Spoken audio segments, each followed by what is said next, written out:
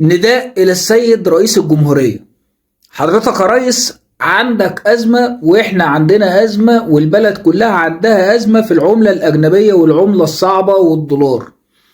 بعد إذنك بص على اللي بيحصل في الكرة المصرية وبص الناس دي بتجيب فلوسها ودولاراتها منين وبتوديها فين وبتصرفها في إيه. إحنا عدى 48 ساعة اهو من ساعة فضيحة الخروج من الكونغو.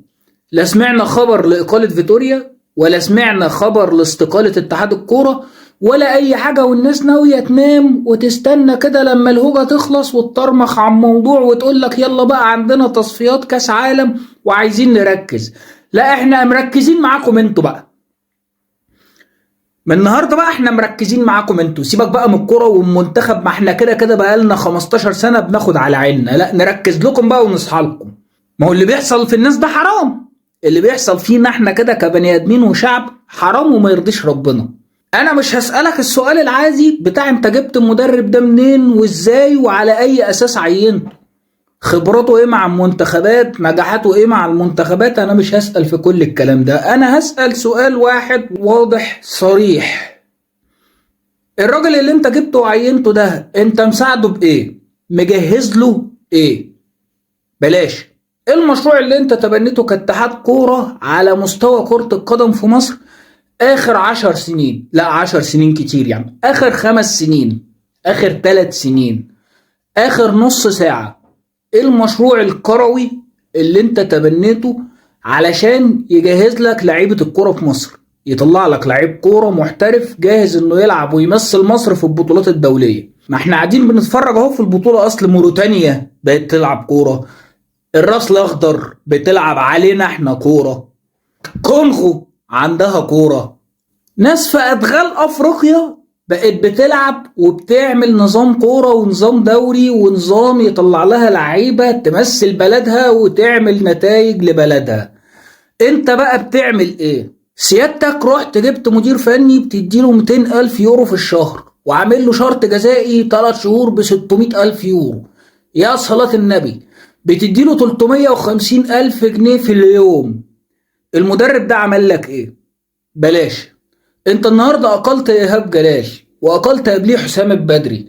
انا نفسي افهم الراجل اللي جبته ده فرق ايه عنهم؟ يعني ايه اللي كان ممكن ايهاب جلال يقدمه اسوأ من اللي الراجل ده قدمه؟ ايه النتائج اللي كان ممكن حسام البدري يعملها اوحش وانيل من اللي الراجل ده عمله؟ وانا هنا ما بتكلمش عن ان ايهاب جلال كويس وحسام البدري حلو وحسام وحش، لا انا ما بتكلمش، انا بتكلم انت الراجل اللي جبته ده فادك بايه؟ اديت له الفلوس ليه وخدت منه ايه؟ طب تعالى نبعد عن لعيبه الكوره شويه. على مستوى التدريب، مين المدربين اللي انت مجهزهم كوادر؟ مين المدربين اللي انت بتصرف عليهم دورات تدريبيه عشان تحسن مستواهم؟ قول لي على اسم مدرب واحد هو مشروع بالنسبه لك، بتقول انا المدرب ده كويس وان شاء الله شايف انه يمسك مصر سنه 2026، سنه 2030، سنه 2050. قول لي على مدرب واحد وقول لي عملت معاه ايه. قول لي اسم وقول لي عملنا معاه 1 2 3. مفيش. انا معرفش، انا ما عنديش معلومه بالظبط فيه او مفيش، بس انا عارف من النتائج ومن الشغل اللي باين على الارض انه مفيش. قول لي المدربين المصريين اللي بيدربوا في الدوري المصري انت متابع مين في شغله؟ انت مجهز مين في شغله وشايف ان هو ينفع يبقى مدرب لمنتخب مصر في اي مرحله عمريه؟ قول لي على اسم دورة تدريبية واحدة عملتها للمدربين المصريين المحليين بتوع الأندية المحلية. قول لي على أي مشروع أنت مجهز له أو بتجهز له بقالك فترة أو ناوي تجهز له يا أخي. قول لي على أي حاجة بتعملها غير إن أنت تروح تجيب مدرب وتمضي معاه وتديله فلوس من لحم الحي، وزع يا باشا، اعطيه، من غير ما تكون مجهز مشروع واحد واضح وصريح للمنتخب بتاعك، لبلدك، للكورة في بلدك. انا هنا ما بكلمكش عن تنظيم الدوري وتنظيم الماتشات وتقول لي اصل وفصل والمواعيد وافريقيا، لا انا بكلمك عن صميم شغلك، المنتخبات المصرية. اصلا انا واحد من الناس شفت سنة 2000 كده، الله يرحمه لو كان توفى والله يمسيه بالخير لو كان عايش، اللي هو حرب الدهشوري، وهو بيعمل منتخبات زي النار، منتخب شوقي غريب، منتخب حسن شحاتة اللي نيموا افريقيا بعد كده 6 سنين من المغرب.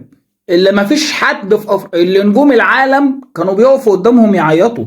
ايطاليا والبرازيل ونجوم كوتيفوار ونجوم الكاميرون كانوا بيجوا قدام منتخب مصر واحنا اسفين يا صلاح. قول لي على حاجة واحدة انت مجهزها لمنتخب بلدك. مفيش، ومش هيبقى فيه، لانه مش في دماغك، انت جايبها من ورا. المفروض الناس تبني وتجهز لعيبة وتجهز منتخبات للمنتخب بتاعها، وبعدين تجيب مدرب كويس يعمل خطة، الخطة دي نكسب بيها. لا، انت بتجيبها من الاخر بقى، بتروح جايب مدرب وتقول له اللي موجود ده اعمل لنا بيه حاجة. معاك محمد صلاح، اعمل لنا بيه حاجة والنبي، دور لنا المكنة دي كده فرجنا هتطلع ايه. وعمرها ما هتطلع حاجة، ما انت مش حاطط لها حاجة تطلعها، هتطلع ايه؟ النهارده احسن لعيب في الدوري عندك احمد سيد زيزو في الدوري، بيعمل ايه في افريقيا؟ انا ما بلومش على زيزو ولا بحط على زيزو ولا كل الكلام ده. انا مش سهريتي مش للعيبه ولا ماتش الكونغو ولا الاربع ماتشات اللي زي القرف. انا سهريتي دلوقتي اتحاد الكوره. احسن لعيب في الدوري المصري عندك عمل ايه في الماتشات الدوليه الكبيره قدام افريقيا؟ فادك بايه؟ اللعيب اللي انت بتقول ده كبير وتقيل وملايين ملايين على الارض عمل ايه؟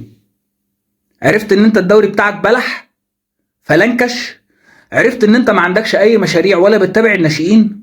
الناشئين عندك في مصر يا اما بتدفع فلوس عشان تلعب كوره، يا اما لا مؤاخذه بالكلمه لازم تبقى امه حلو عشان يلعب كوره. واظن الكلام، يعني انا اسف بس الكلام كده واضح، انت مش في دماغك الكوره. انت قاعد بس عشان تطلع هنا في التلفزيون ده شويه وفي البرنامج ده شويه. كابتن حازم امام مع احترامي يعني، تلفزيون مصري موجود، سعودي موجود، اماراتي موجود، الله اكبر الله اكبر. يا ريت يتوجد في الاتحاد بقى شويه، يا ريت يشوف شغله شويه. عموما لو هو مش عايز يشوف شغله، انا بكرر تاني ندائي ورسالتي وطلبي للسيد رئيس الجمهوريه، اللي انا عارف ان هو تعبان الايام دي في البلد وظروف البلد المنيله بنيله، واحنا كمان تعبانين معاك يا ريس. بص لنا على فلوس البلد والعمله الاجنبيه اللي في الكوره دي بتصرف في ايه وجايه منين ورايحه فين، والرجاله اللي قاعده دي قاعده بتعمل ايه بالظبط. يا ريت الناس اللي يشوف الفيديو يبعتوا اي حته يوديه لاي حد. انا عايز الفيديو يتشاف عشان الناس دي السكوت عليها اكتر من كده بقى بصراحه حرام. شكرا.